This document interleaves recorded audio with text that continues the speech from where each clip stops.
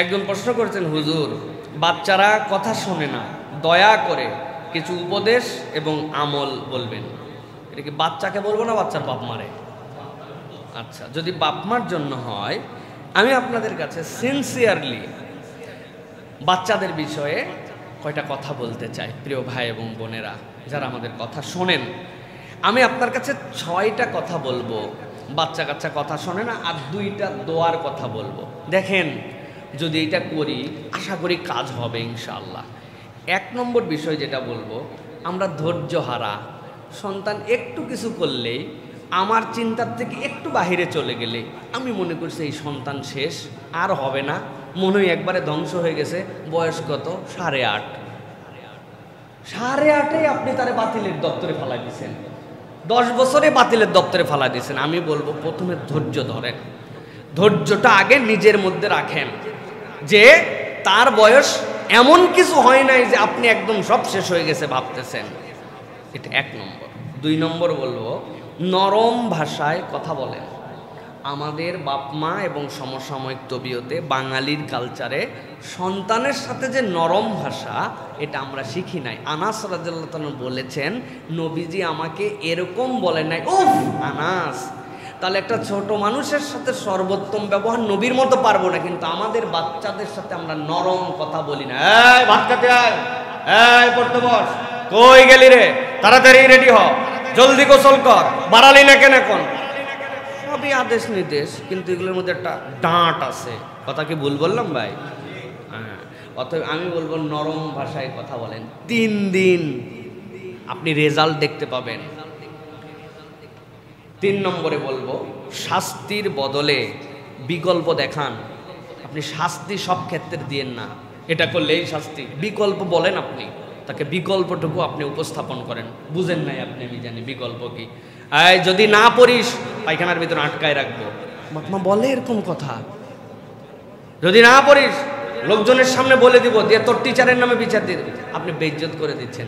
আপনি যদি পারিস তাহলে তোর জন্য কিন্তু আব্বু এইটা রান্না করে তোরে খাওয়াবো, যদি করিস তাহলে এই গিফটটুকু কিন্তু মাসের শেষে তোকে দিব।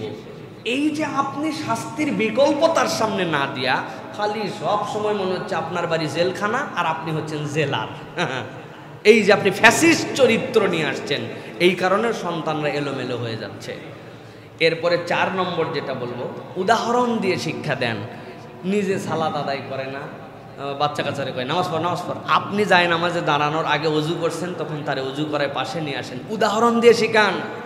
নিজে মোবাইল নিয়ে বলছে, তোদের কিন্তু মোবাইল দেখা অনেকক্ষণ হয়েছে, আমি দেখছি, রাখ রাখ। উনি ঠেলতেছে, আছে না? হ্যাঁ, উদাহরণ দিয়ে শিক্ষা দেন। আপনি নিজে উদাহরণ হন তার জন্য। এরপরে বলবো, প্রিয় ভাইয়েরা, ভালো কাজের প্রশংসা করেন। আপনার সন্তান ভালো কাজ কিছু করলে আপনি চিন্তা করার জন্যই তো দিছি স্কুলে, এবার বলার কি আছে, এরকম মুড আছে আমার। প্রত্যেকটা ভালো কাজের প্রশংসা করেন। সে যেটা ভালো করেছে, মাশাআল্লাহ নামাজ পড়ে ফেলছো, বাবারে বাবা তুমি অজু করে ফেলছো, বা নিজের কাজ নিজে তুমি করতে শিখছো, মারে মুজা আজকে তোমারে খুঁজে দিতে হয় নাই, তুই তো তোর মুজা বাইর করে ফেলাইছিস। এই যে ভালো কাজ করছে না, এইটা বাহ, আমি তো এসি বন্ধ করতে ভুলে গেছিলাম বাসায়, ফ্যানের সুইচ, মা এটা কে করলো? আমি করছি। বাহ মাশাআল্লাহ, তুমি তো ভালো করছো, অপচয় থেকে আমাকে বাঁচাই দিছো। প্রত্যেকটা ভালো কাজের প্রশংসা করেন। সর্বশেষ বলবো, তাদের বয়স উপযোগী হন। এটা আমার সমস্যা, আপনাদের না। আমার ছোট বাচ্চাগুলো ছোটোতে একটু কথা বলে বেশি, 1-1.5 বছর থেকে এমন কথা বলে, ম্যাচুরিটিটার মনে হবে 5, 6, 7 বছরের বাচ্চা এরকম কথা বলে না। এখন আমার কনসেপ্টে ঢুকে গেছে, এর বয়স তো 2 বছর, এর বয়স 4 বছর, কিন্তু আমার কাছে 8 বছর লাগে। এর জন্য আমি এখন আমার এই 40 দিয়ে ওর 8কে বরাবর, না এটা করবে না, এটা কর। আর বাচ্চার ফিল কি আর আপনার ফিল কি, আপনাকে তো বরাবর হয়ে বুঝতে হবে। আপনার এই ফিল যদি না বোঝেন, তাহলে আপনার কাছে কখনো বাচ্চা আপনাকে হ্যাপি করতে পারবেন। তার বয়স দিয়ে এইটাই করো, কতক্ষণ সে বসে থাকতে পারে না। আমি যেটা 20 মিনিট বসে থাকতে পারি, আমার বাচ্চা 5 মিনিটের বেশি পারবে না, কারণ তার বয়সের এখানে একটা দিক আছে। সুতরাং আপনি তার বয়সের চোখ দিয়ে ফ্রেমিং করেন, তাছাড়া আপনার বাচ্চার কাছে আপনার মনে হবে আপনার কথা শুনতেছে না, এ হচ্ছে না, সে হচ্ছে না। এই জিনিসটা অধিকাংশ পিতামাতা ফিল করেন না, যে আমরা আমার 40 দিয়ে তাকে মাপি। আমার বাপ যাচ্ছিলেন সাথে, একটা গাছ থেকে আম ঝুলে আছে, আব্বা হাত দিলেই পায়। আমি আব্বাকে বলছি, আব্বা আমটা পারে দেন। আব্বা বলছেন, না না না, মানুষের বাড়ির আম, এটা পারা যাবে না। আমি ওই দিন মনে মনে নিয়ত করছি, খালি আব্বার সমান হাইট হই, এ আম একটাও রাখবো না। ঠিক আব্বার সমান হাইট হয়ে আমি আম ধরতে পারি। আমার মেয়ে ছোটটা, দোয়া যেইটা নাম, ও বলছে, বাবা আমটা একটু পাইরে দেবো। হ্যাঁ, কোথাকার আম পারা হবে না, এইটা মানুষের আম। ও মনে মনে ভাবছে কিন্তু আমি বাপের সমান হই, পারবো। তা আমি আমার বাপের সমান হলে যে ম্যাচুরিটি, তা আমার তো এই ম্যাচুরিটি এই বেলায় নাই। এখন আমি দুইজনকে যদি সমান করি, ওই জায়গায় যাওয়ার পর আমি বুঝবো যে আমি যেটা করছিলাম। এই জন্য আমাদের বাপ মার এই শৃঙ্খলা দেওয়ার ক্ষেত্রে আমরা মাপে যোগ বিয়োগে ভুল করে ফেলি। এই জন্য সন্তানকে মনে করি কথা শুনতেছে না, এটা একটু নিজে নিজে ভেবে ভেবে বের করার জন্য চেষ্টা করবেন। দুইটা দোয়ার কথা বলেছি। একটা দোয়া সূরা ফুরকানের 75 নম্বর আয়াত, র্যান্ডম নামাজে কালামে হাত তুলে দোয়ায় সন্তানের জন্য, রব্বানা হাবলানা মিন আজওয়াজিনা ওয়া যুররিয়াতিনা কুররাতা আয়ুনি ওয়াজআলনা লিল মুত্তাকিনা ইমামা। আল্লাহ, আমার সন্তান, আমার পরিবারকে আমার চোখের জন্য শীতলতা বানায় দাও, আমার বাচ্চা কাচ্চাগুলোকে মুমিনদের মুত্তাকিদের নেতা বানায় দাও। সুবহানাল্লাহ। এই দোয়াটা করবেন তো ইনশাআল্লাহ।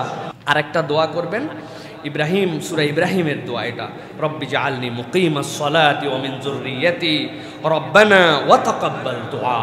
আল্লাহ, আমি এবং আমার পরিবারকে নামাজিদের দপ্তরে লিখে নাও। ও আল্লাহ, তুমি আমার দোয়াটা কবুল করে নাও। এটা সূরা ইব্রাহিমের 40 নম্বর আয়াত। এই দুটা দোয়া র্যান্ডম করেন, আর যে 6টা জিনিস বললাম এটা একটু অ্যানালাইসিস করে করেন, ইনশাআল্লাহ।